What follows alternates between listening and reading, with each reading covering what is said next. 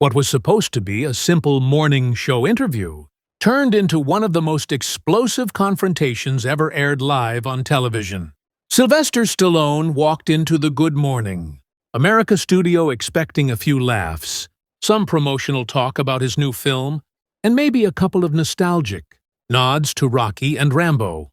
What he got instead was a high-pressure, thinly veiled interrogation from host George Stephanopoulos, who had clearly prepared for battle. The tension began the moment the theme music faded and George flashed his rehearsed, professional smile. "We're here with legendary actor Sylvester Stallone," he said, voice smooth, eyes calculating.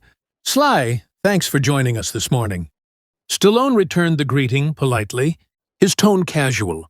"Thanks for having me, George. Always good to be here." But before they could even get to the movie promo, George's demeanor shifted.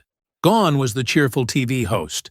In his place was someone determined to challenge a guest on national television. "Before we talk about your new film," George began, "you've made some strong political statements over the years. Don't you think there's a danger when celebrities use their platforms to influence public discourse?" The question hit like a sucker punch. Stallone didn't flinch, but the glint in his eyes sharpened. "Well, George," he replied evenly, "last I checked, we still have freedom of speech. That includes actors, journalists, even former political operatives turned morning show hosts." It was a subtle jab, but one that landed squarely. George's expression stiffened. Still, he pushed on. "Fame carries responsibility, doesn't it?" he asked. "When you speak, millions listen. Shouldn't you be more careful about the message you're sending?" Stallone's jaw tightened. His voice held steady, but the edge was there now. "Careful about what, George? About speaking my mind? About loving my country? I've never pretended to be anything I'm not. If that makes some people uncomfortable, that's their issue, not mine."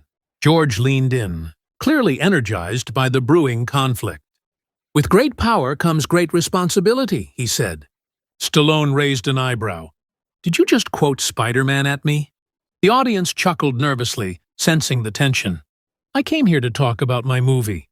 Stallone continued, voice growing firmer. "Maybe share a few stories. I didn't come here to be lectured by someone who spent years spinning talking points in Washington." George's practiced demeanor slipped. His voice took on a sharper tone. "That's a little unfair. My background gives me insight. I'm just saying. Maybe you should think before you speak." Stallone's voice rose just slightly. "Think before I speak? I've spent 70 years thinking about what I say. I've inspired millions through hard work and honest storytelling. What gives you the right to tell me when or how to speak?" In the control room, producers were whispering, debating whether to cut to commercial. The studio crew stood still. Everyone knew this wasn't your average interview anymore. George, sensing a ratings opportunity or simply refusing to back down, pushed forward. "I'm not attacking you," he said. "I'm asking what people want to know. There's been criticism of your recent comments. Don't people deserve a response?" Stallone's eyes narrowed. "Criticism from who? Twitter? Anonymous bloggers? Political commentators who change their views with the polls? You want to talk responsibility? Maybe you should have thought about the purpose of this interview before you turned it into a political ambush." The word ambush landed heavy. Even the camera operators hesitated. George tried to compose himself. "It's not an ambush to ask tough questions. That's called journalism.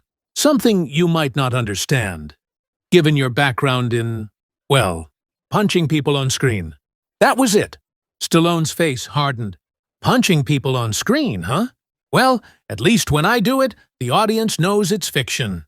When you were spinning narratives in Washington, people thought they were hearing the truth. So tell me, George, which one of us misled more people?" The air grew dense. George fumbled for a response, then fired back. "People watch this show because they trust us to ask real questions, not to give movie stars a platform for unchecked opinions." Stallone leaned forward.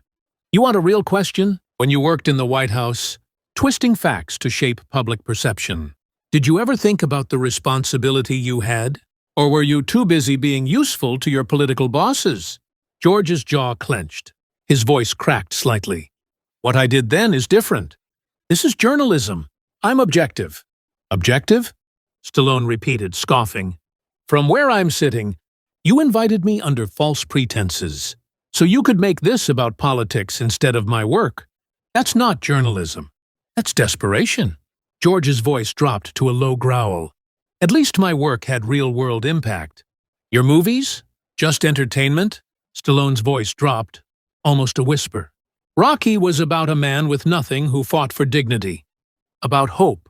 About going the distance when everyone said you couldn't. It gave people courage. What has your career inspired, George? Better lies? Deeper spin? George stood up. You make fantasy movies. I dealt with real issues. Stallone stood too, looming over him. You think Rocky is fantasy? You think Rambo didn't speak to real people? To veterans who came back to nothing? George interrupted, trying to regain control. This is a conversation. No, Stallone said sharply. This became an interrogation. The moment you ignored everything we agreed to and tried to corner me. George stepped in front of him, blocking his exit. We're not done. Then, without warning, he grabbed Stallone's arm. The studio froze. Stallone turned slowly, eyes locked on the hand gripping him. Take your hand off me, now. George didn't move. We finish this like professionals. Stallone pulled free effortlessly. George stumbled back. Security, Stallone called, his voice loud, clear, and calm. Escort me out. This interview is over. And this man just tried to physically restrain me. The studio erupted. Security rushed in. The producer ran over, apologizing profusely. George shouted after him. This proves my point. You can't handle real questions. Stallone stopped and turned.